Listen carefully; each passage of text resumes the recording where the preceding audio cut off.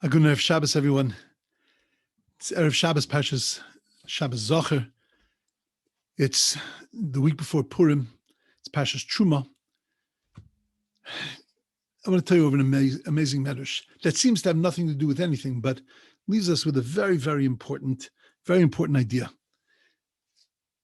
Medrash in Parshas Chayei Sarah says that Rabbi Akiva was Yoshev V'Dorish. He was sitting and he was teaching, and Vatzibur Misnamnim, and people were falling asleep. It's an old Jewish problem. And Bikesh La'oron, so he wanted to wake them up.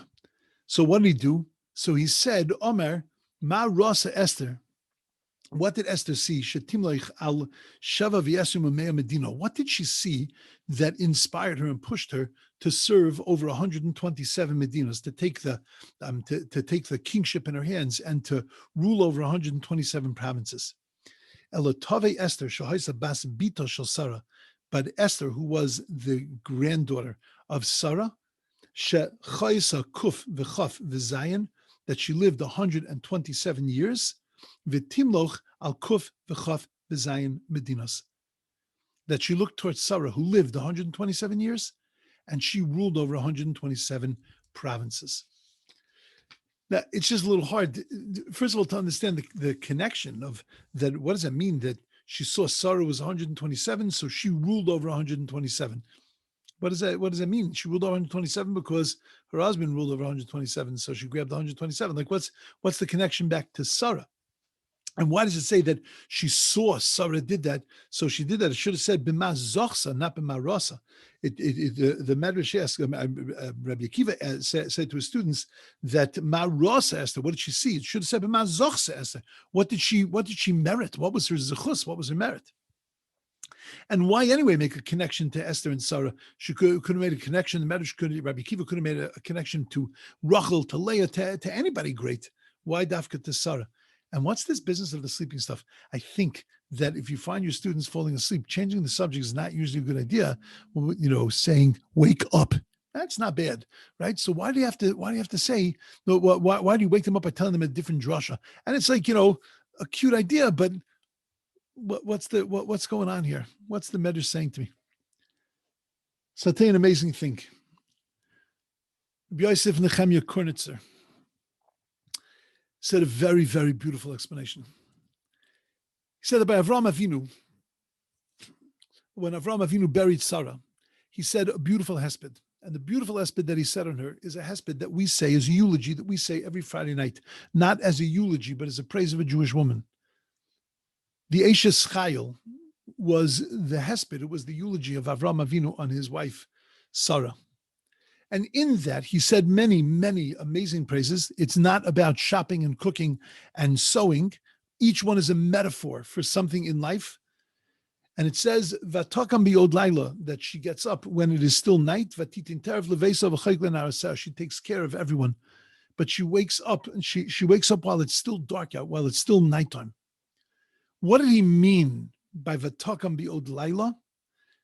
That she woke up even at times when people would normally be sleeping, when people would normally slow down, she didn't.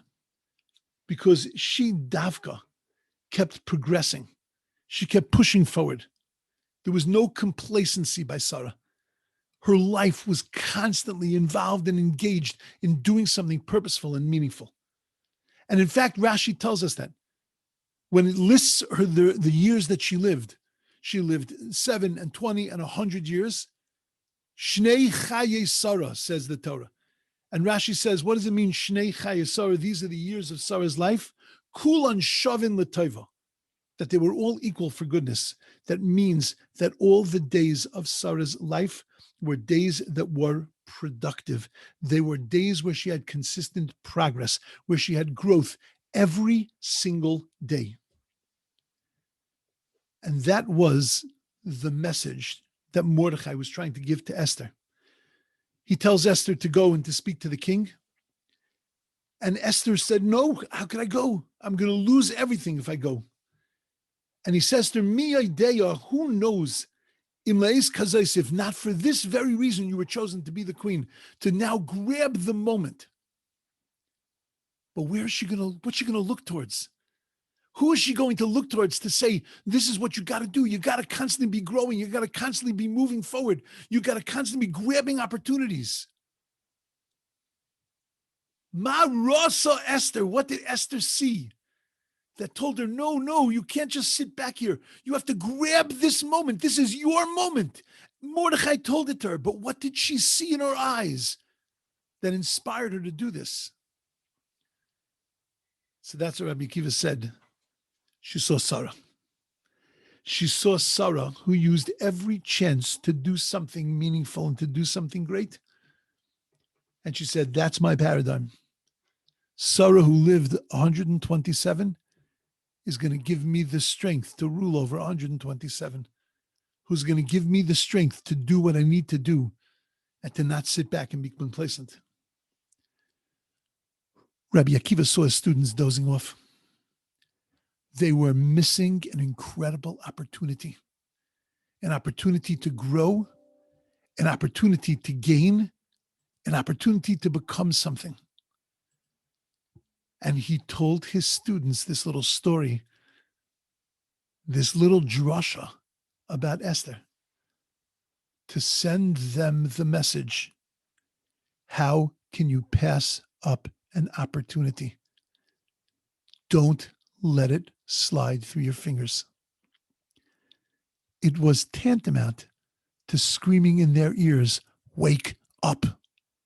He was saying to them, you have a golden opportunity of every second. Don't let it pass.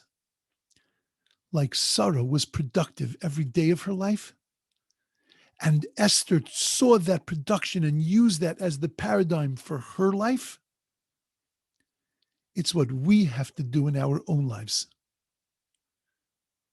to make sure that kulan shavin l'tova, that every single day is a day of progress and growth and not missing opportunities.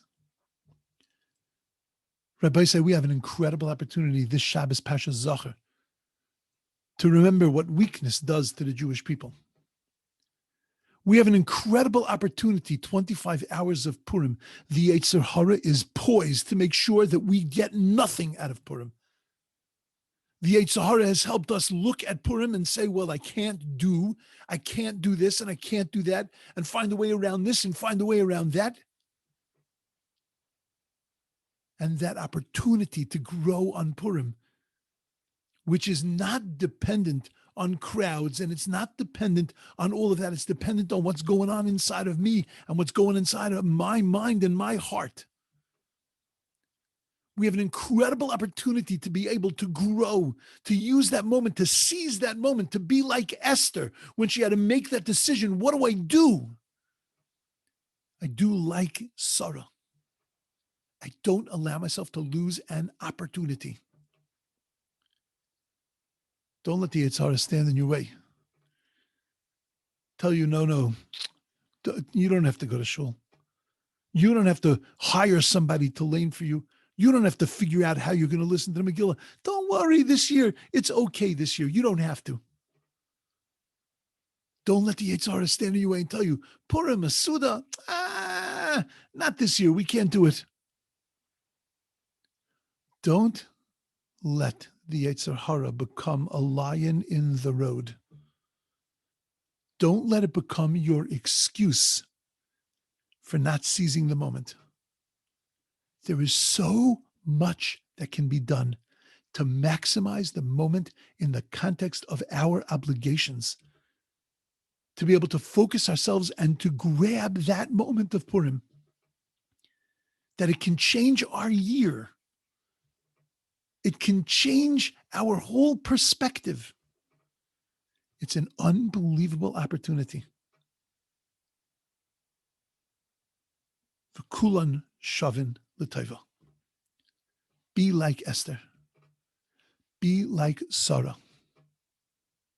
Make sure to maximize every opportunity that we're given, and to not, like the students of Rabbi Akiva, let those moments slip through their hands. We should hear the words of Rabbi Akiva speaking into our ears. Ma Rasa Esther. What did Esther see? She saw Sarah. She saw a person who lived every moment to its max, who never lost an opportunity. Don't lose this opportunity. Purim, even in Corona, can be awesome and amazing. But it all really depends on us and our ability to seize the moment. We should have an incredible Shabbos. We should have an incredible Purim. And it should be a Purim of growth, of joy, of real internal simcha. And mostly, it should be a Purim where we didn't let it slide, but we seized the moment. Have a wonderful Shabbos.